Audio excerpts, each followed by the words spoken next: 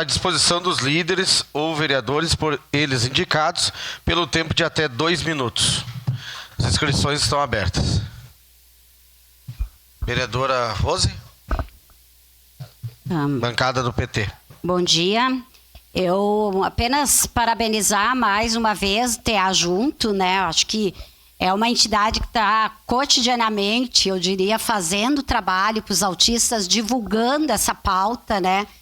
A Jussara, a Stephanie, enfim, todas as pessoas não se cansam dessa divulgação de propostas coerentes e concretas, né? Estivemos juntas em vários movimentos e este projeto Te Aproxega, né? Eu acho que ele foi muito legal, muito importante essa apresentação, porque realmente a música, a cultura, ela salva vidas, né? E tratando de autistas, então, eu acredito que seja uma forma de expressão.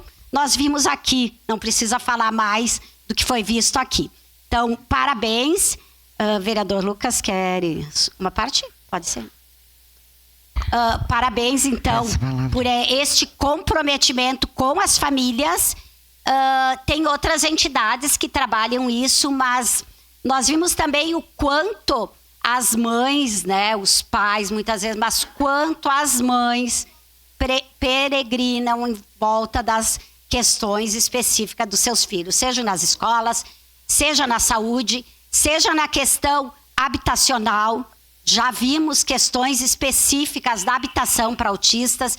Então, parabéns, eu não tenho questionamento nesses minutos que me restam, nesses segundos, mas eu quero conhecer melhor esse projeto e obrigada pela oportunidade.